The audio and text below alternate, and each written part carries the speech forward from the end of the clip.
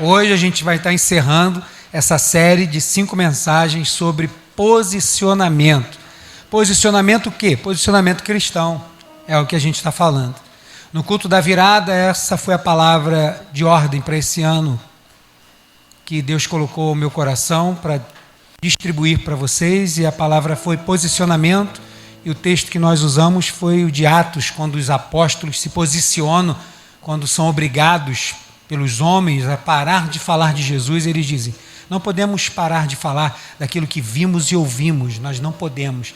Melhor obedecer a Deus do que aos homens. Eles se posicionaram, pagaram um preço, mas o evangelho chegou até aqui. E é isso, é para isso que o Senhor nos chamou. Então, no culto da virada eu falei sobre isso. Depois, no domingo de ceia, eu falei sobre o que é o posicionamento. Depois falei sobre o posicionamento de um discípulo, como um discípulo se posiciona. Depois, no domingo passado, eu falei sobre buscar o posicionamento, sobre manter o posicionamento. E eu quero falar hoje sobre por que manter o posicionamento. Porque uma coisa é saber, como eu disse no domingo passado, a outra é buscar, a outra é manter. Então, agora eu quero te dizer por que fazemos tudo isso e precisamos fazer. E eu queria que você abrisse a sua Bíblia aí em 1 Coríntios, primeira carta de Paulo aos Coríntios, capítulo 4. E assim que você encontrar, peço que você fique de pé. Primeira carta de Paulo aos Coríntios, capítulo 4, versículo 16.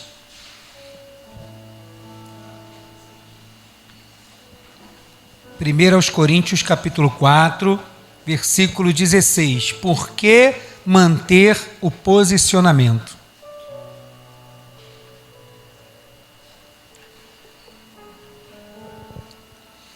E aqui encerramos esta série de mensagens sobre o posicionamento. Se você perdeu alguma delas, deseja ouvir de novo, tem um canal lá no YouTube da nossa igreja. Você achou aí 1 Coríntios, capítulo 4, versículo 16? Hoje eu leio na NVI e diz assim a palavra do Senhor: portanto, suplico-lhes que sejam meus imitadores.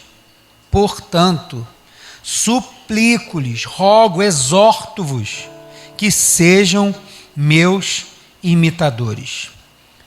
Senhor, nós te agradecemos pela tua palavra que nos coloca no plumo, pela tua palavra que nos direciona, pela tua palavra que passa a ser a nossa palavra, para que o mundo reconheça que somos teus.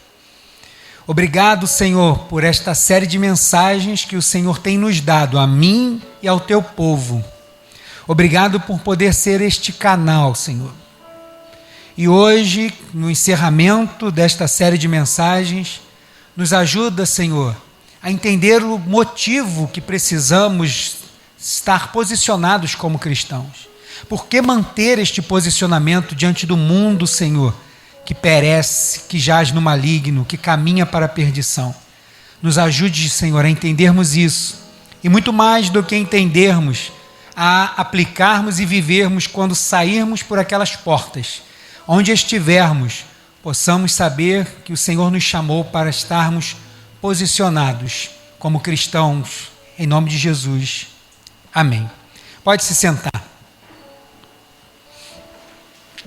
Eu quero só fazer uma referência ao que eu preguei há alguns domingos atrás, numa ceia, falando sobre os ensinamentos do Cristo ressurreto. E eu vou repetir pela terceira vez isso. Antes da morte de Jesus, antes da sua morte, o Evangelho era pregado, mas o Evangelho era pregado pelos seus discípulos da seguinte forma: quando as pessoas chegavam para os discípulos e diziam assim: aonde está Jesus? Ou onde está Jesus? Ele está no barco, ele está partindo para o outro lado, está indo para Decápolis, ele está curando, ele se retirou para orar, ele está pregando, ele está ali. Você apontava para fora de si. o nível de responsabilidade era bem menor. Porque você apontava, porque se alguém apontasse para você, eu quero ver Jesus, você dizia, Jesus está ali. E a frase muito comum no meio cristão em dizer assim, não olhe para mim, olhe para Cristo. Essa frase se aplicaria totalmente quando Jesus estava ainda entre eles, em carne e osso. Se aplicava totalmente. Quando falasse assim, não, mas eu quero, mas não olha para mim, eu sou falho, olha para ele ali, ó. Ah, ele está indo para lá, ó. Olha lá o Cordeiro de Deus que tira o pecado do mundo.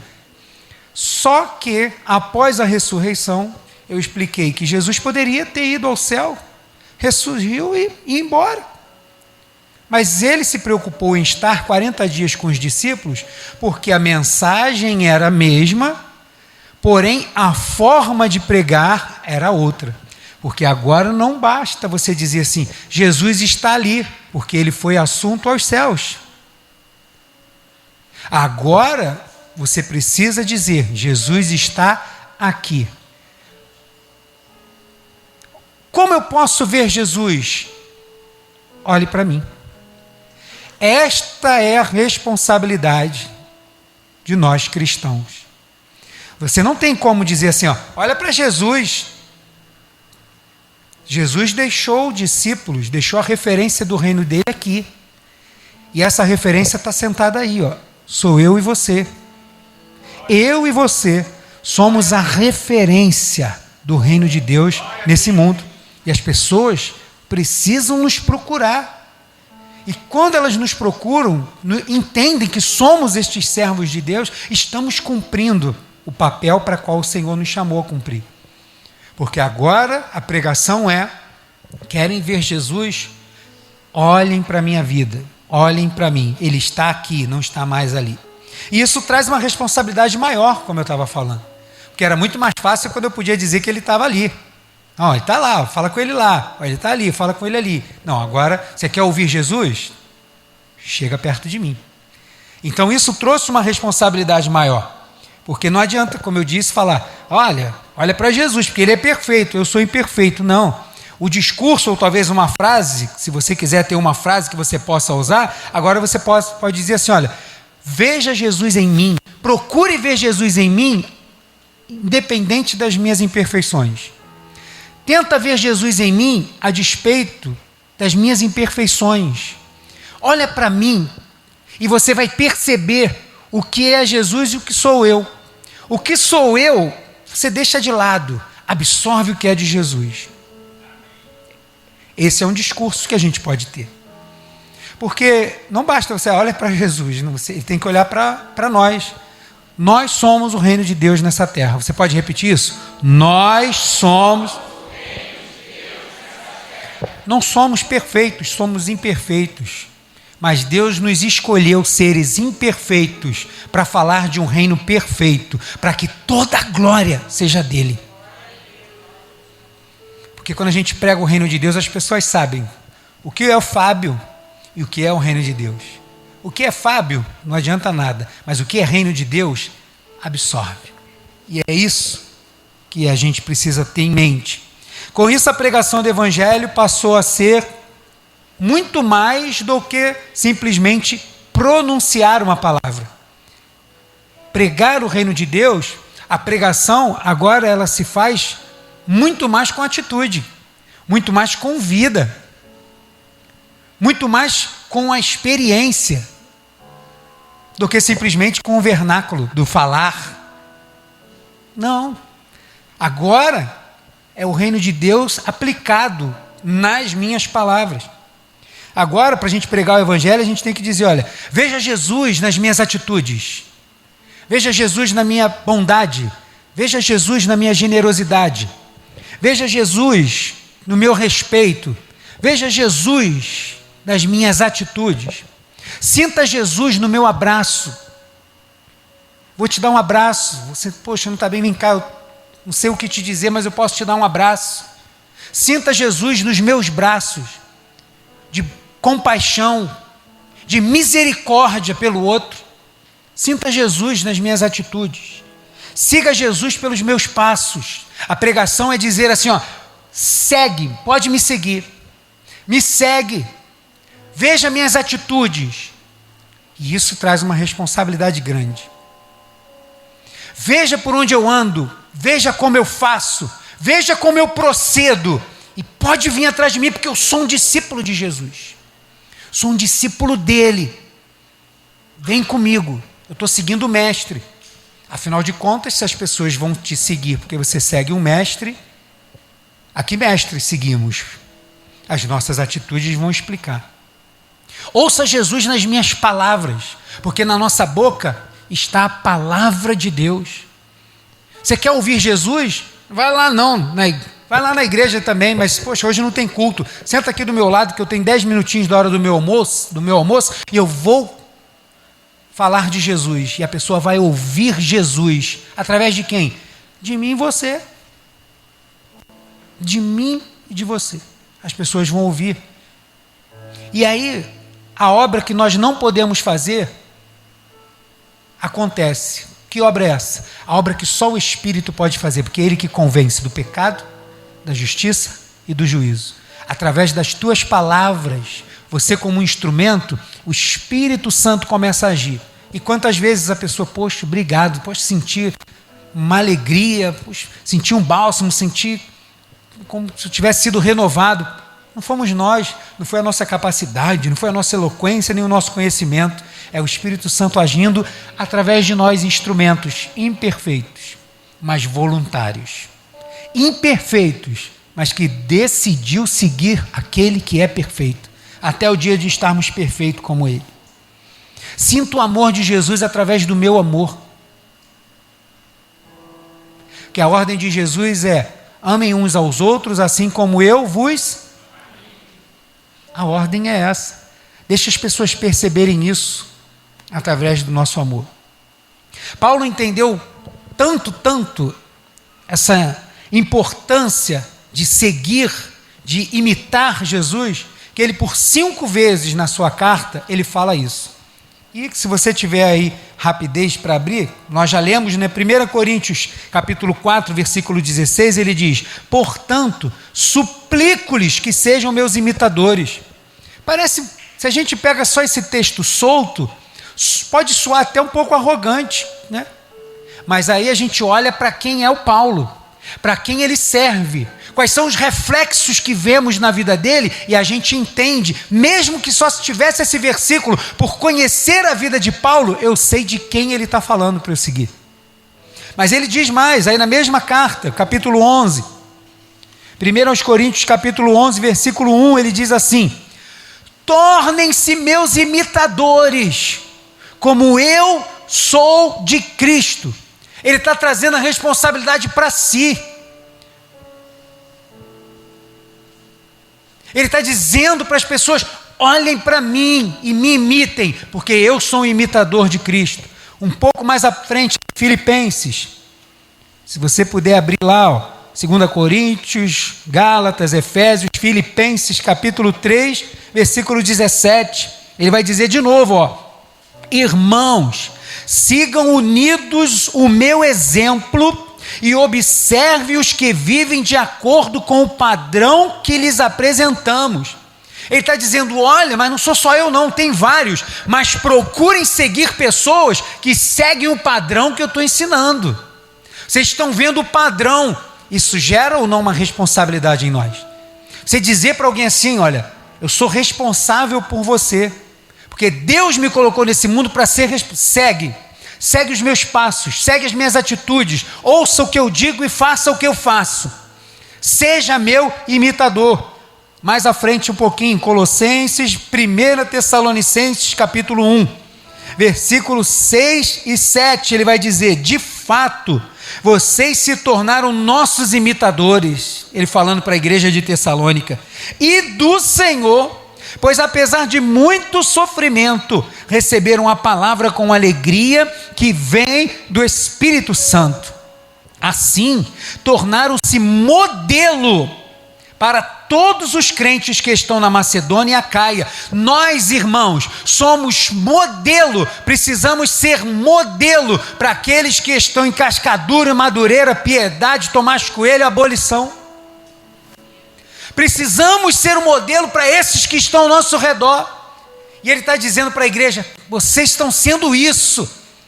Louvo a Deus pela vida de vocês. E nessa mesma carta, capítulo 2, versículo 14, ele vai dizer de novo: porque vocês, irmãos, tornaram-se imitadores das igrejas de Deus em Cristo Jesus que estão na Judéia.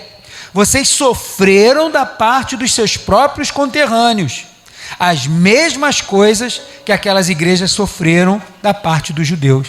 Vocês têm passado por um bom bocado, têm às vezes sofrido perseguição, mas quando a gente olha para vocês, a gente vê Jesus. Puxa,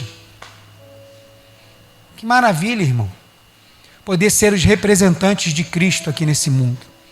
Por que a gente precisa manter o posicionamento? Porque nós temos a responsabilidade de dizer para os outros, através da nossa pregação, a ser o meu imitador. Não posso dizer assim, ó, olha para Jesus. Não, eu sou a representação do reino de Deus. Você é a representação do reino de Deus. Então, nós temos que arcar com essa responsabilidade, absorver essa missão, ir de por todo mundo pregar o evangelho, e de fazer discípulos de todas as nações. Isso foi dado a mim e a você. Muito mais do que estar aqui em cima pregando, ou do que estar lá na porta abrindo uma porta, ou estar operando o som ou tocando um instrumento. Ser discípulo dele é daquela porta para fora. Aonde a gente estiver, com as coisas que fazemos, com o trabalho que temos, aonde estudamos, com quem negociamos, ali é o momento de sermos o reino de Deus aonde estivermos. Por quê? Porque foi para isso que ele nos chamou. Então, por isso, nós precisamos manter o posicionamento. Precisamos manter isso. Isso aponta o motivo da gente manter esse posicionamento. Porque nós somos a mensagem viva de Deus. A mensagem de Deus é viva, como a palavra dele é viva, e como ele vivo está, e como a vida que ele promete. Então, o discurso não pode ser outro, precisa ser esse. Nós somos os exemplos a serem imitados. É uma responsabilidade? É uma responsabilidade grande? Mas Deus do céu, ele olhou para você, escreveu o seu nome no livro da vida, você está sentado aqui, você crê em Jesus, então ele deu isso para você, que ele acredita em você. Você pode dizer isso para o teu irmão? O Senhor acredita em você. Ele acredita. Tanto acredita que foi ele que te salvou, ele que te amou antes de você amá-lo, foi ele que te resgatou. E foi ele que te comissionou. Porque se ele te chamou para isso. Para que você vá em todo mundo e pregue o evangelho. E eu quero dizer algumas coisas dos motivos pelos quais nós precisamos manter o posicionamento. De coisas que vocês são, e eu também. De muitas coisas, eu quero dizer algumas. Coisas que nós precisamos lembrar que somos. Para poder ter esta responsabilidade aplicada lá fora e dizer para alguém: pode me seguir, porque eu estou seguindo a Jesus, e você vai perceber, vai saber discernir Jesus. Por que manter o posicionamento? Porque nós somos o sal da terra e a luz do mundo. Quem foi que te colocou como sal da terra e luz do mundo foi o Senhor. E ele não fez isso por causa da nossa capacidade. Ele fez isso porque ele acredita que nós podemos ser este. Como diz lá em Mateus 5, 13 e 14. Vós sois o sal da terra. O sal não pode ser insípido. Verso 14. Vós sois a luz do mundo, para que resplandeça diante dos homens. Deus que nos chamou para ser essas pessoas que fazem a diferença. Faz uma diferença enorme, sem ser percebida. Você está vendo todo esse ambiente aqui iluminado, mas você não está vendo a luz. Mas ele está iluminado. Quando você pega aquela comida, sem ser de hospital, né, Rosângela? Aquela de hospital não, mas aquela comida temperadinha em casa, aquele salzinho. Não bota o sal na comida, não. Você, que está sem sal. Agora, o sal temperou, ficou gostoso. Você não está vendo mais o sal ali, mas ele está agindo. Deus nos chamou para ser esses, que não precisa aparecer para agir, mas quando age faz uma mudança. Nós somos o sal da terra e a luz do mundo. Por que a gente tem que manter o posicionamento? Porque Deus nos chamou para ser sal da terra e luz do mundo. Por que manter o posicionamento? Porque somos a candeia colocada no alto para resplandecer. Você acha que Deus te salvou, te encheu do Espírito Santo de Deus, para você ser uma chama viva, para ficar escondido? Como vai dizer em Mateus 5,15? Ele te chamou para te colocar no alto, porque quanto mais alto você coloca a iluminação, mais ela ilumina, o alcance dela é maior. Deus nos chamou e Ele nos arrancou e nos colocou nesse patamar, nesse lugar para iluminar, porque Ele nos chamou para ser essa luz do mundo, essa candeia, essa luminária acesa pelo fogo do Espírito Santo, para que as pessoas possam crer em Deus. A gente tem que manter o posicionamento, porque Deus não nos chamou para estar escondido, mas para a gente estar em exposição, para que as pessoas possam ver e receber o Evangelho. Porque nós somos as ovelhas no meio dos lobos, como vai dizer lá em Mateus 10,16. Envio vocês como ovelhas no meio de lobos. Ser lobo, a Bíblia Sagrada, sempre quando ela fala da figura do lobo, ela está se referindo à ação do maligno. Ação do maligno, quando está falando do lobo. Ser lobo é fácil, porque falar de ser lobo na Bíblia Sagrada fala das ações da carne. É você simplesmente ser natural, é simplesmente ser somente o Fábio, sem o Espírito Santo, simplesmente ser eu sou o lobo. Agora, ser a ovelha, passar por essa transformação, absorver isso precisa acontecer para ser diferença lá fora. Ser lobo, reagir como os outros reagem, fazer como os outros fazem, andar como os outros andam, falar como todo mundo gosta de falar, isso é fácil. Agora, ser ovelha, humilde, se submeter, só para crente, tem que ter coragem. Só para crente que se posiciona diante de Deus e se submete. Agora, uma coisa, a gente tem uma vantagem que quem está lá fora, como lobo, não tem. A gente tem um bom pastor que nos leva a pastos verdejantes. A gente tem um bom pastor que deu a vida pelas suas ovelhas, que cuida de cada uma delas e tem um aprisco eterno para todas essas suas ovelhas. Mas para isso a gente precisa se posicionar. Lá fora, somos ovelhas no meio de lobos.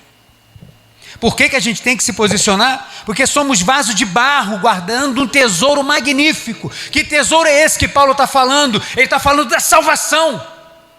Essa ação do Espírito Santo de Deus através de nós para a salvação.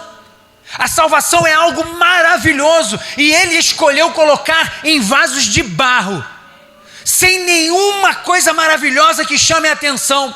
Porque o que vai chamar a atenção nestes vasos de barro que somos é a presença do Espírito Santo de Deus. Através das nossas atitudes, as pessoas sabem o conteúdo que tem.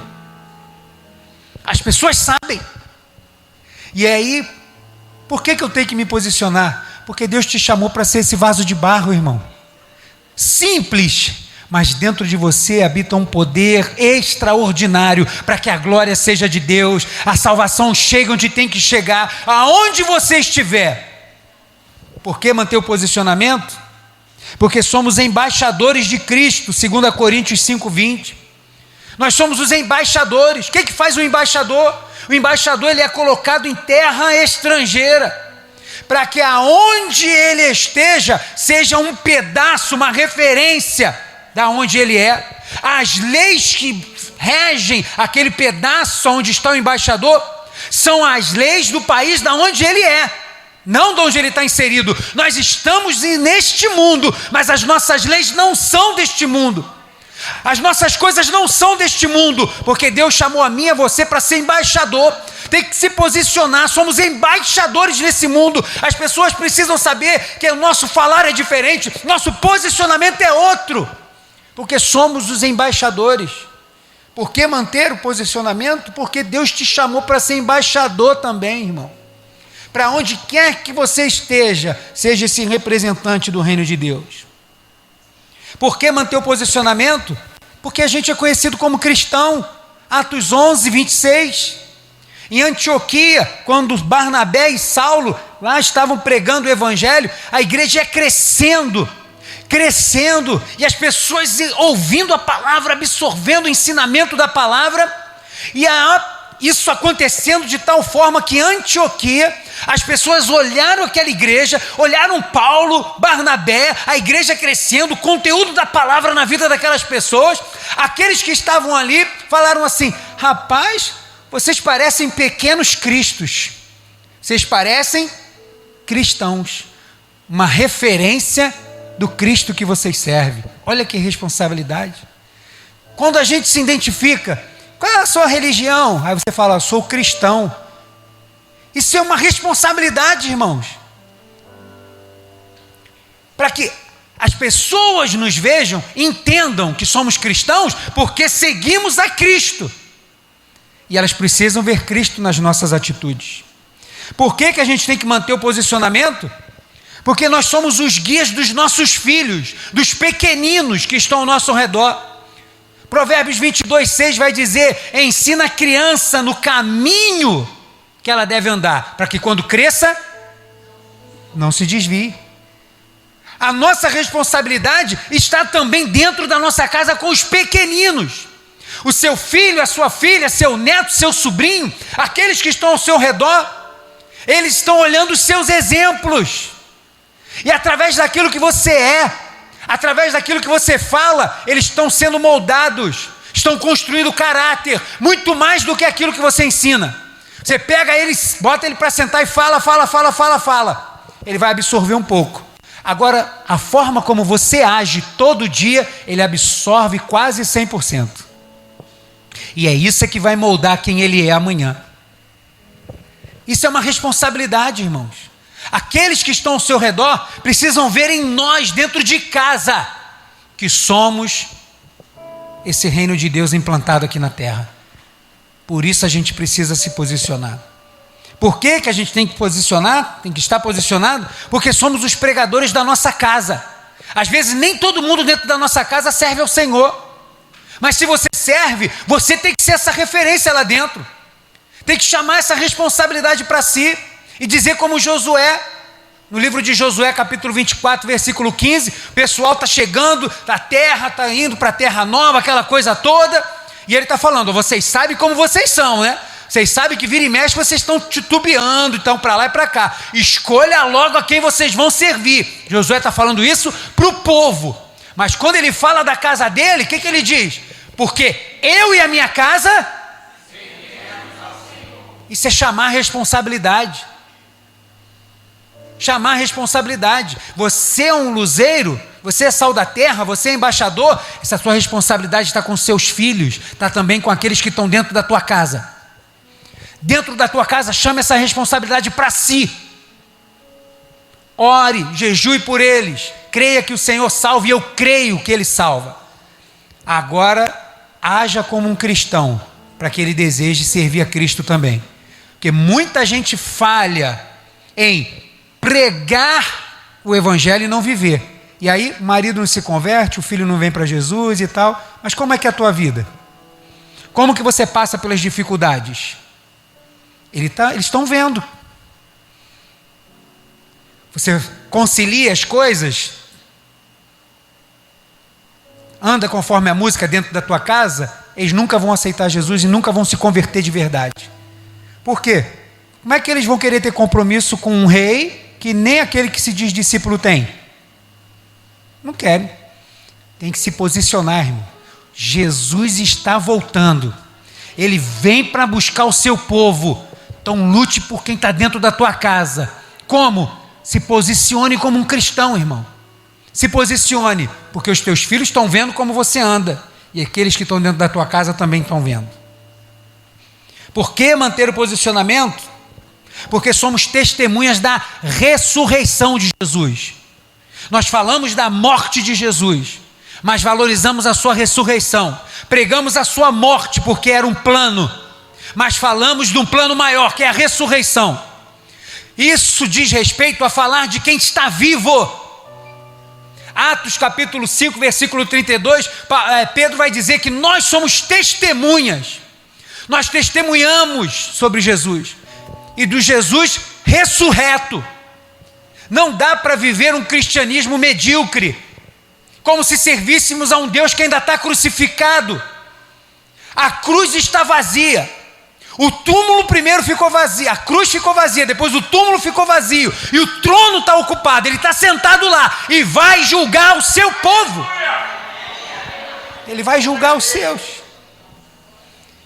Eu acho que é Pedro que vai dizer, se o julgamento começa por dentro da sua casa, ai dos ímpios. Ai dos ímpios. Porque se o julgamento começa dentro, ai daqueles que nem servem ao Senhor. Deus nos chamou para ser referência de um Deus vivo. Precisamos resplandecer esse Deus que está vivo, irmãos. Não viver um cristianismo como se Deus estivesse morto. Nossas atitudes são de um Deus morto, de um Deus que a gente acha que nem sabe se existe mesmo, ou então eu acho que eu não creio muito, porque vira e mexe, eu estou de um jeito, eu estou de outro. Toma uma postura, se posiciona como um cristão. Mesmo como eu disse no domingo passado, que você pague o preço, seja perseguido por isso, vale a pena. Jesus disse que você é um bem-aventurado. Ou a gente crê, ou a gente não crê. Por que manter o posicionamento? Porque somos filhos e herdeiros com Cristo, irmão.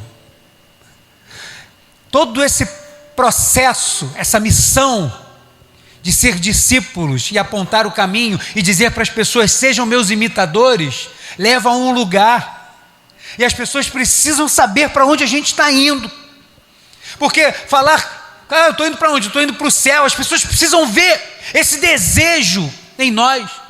Porque nós somos herdeiros, co-herdeiros com Cristo.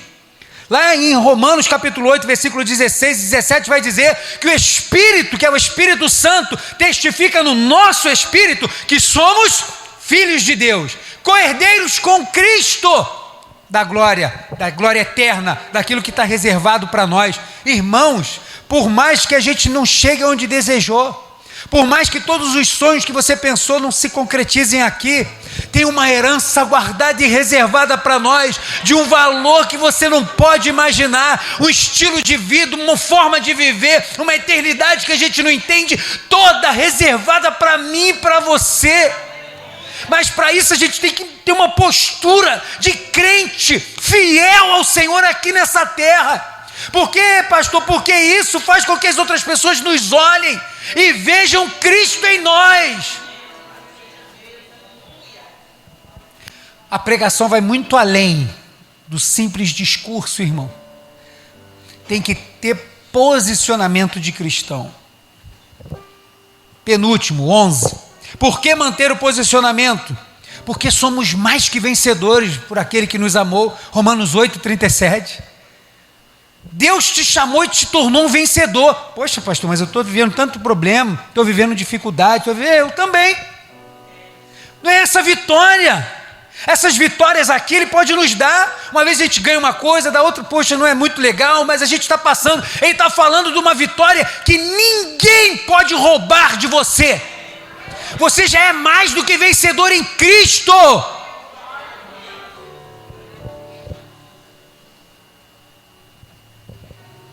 Por último, por que manter o posicionamento? Porque somos dos que avançam pela fé para a salvação. Hebreus 10, 39. Nós não somos dos que retrocedem. Crente posicionado não retrocede. Crente fiel ao Senhor não retrocede. Não precisa recuperar o tempo perdido, não precisa querer voltar a caminhada. Não retrocede. Por mais que o negócio esteja difícil, pela fé ele se mantém. Nós não somos dos que retrocedem para a perdição. Nós avançamos pela fé para o prêmio da soberana vocação em Cristo Jesus. Caminhamos para a glória. E o que pode nos impedir quando a gente tem certeza disso, irmãos? Quando a gente coloca fé em ação. Quando a gente tem uma meta humana, a gente não para. Por mais que a gente enfrente desafios, a gente sabe que continuando a gente vai alcançar aquele melhor emprego, a gente sabe que vai chegar naquela promoção, a gente sabe que vai conquistar tal coisa, que vai conseguir comprar o carro, que vai conseguir comprar uma casa, e a gente se esforça e luta e sangra e chora e vai por algo que os nossos olhos veem, mas a Bíblia diz que nós não somos de um povo que caminha por vista. Nós caminhamos pela fé, então pela fé caminhamos para isso que está reservado para nós. Aleluia. Glória a Deus. Quer prosperidade maior do que essa, irmão?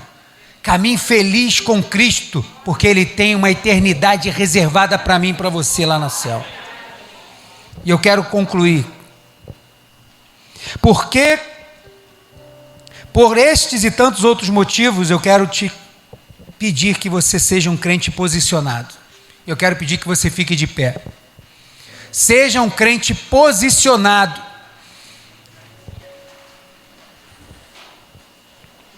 Manter o posicionamento é abraçar a missão de dizer: sejam meus imitadores como eu sou de Cristo. Você pode dizer isso?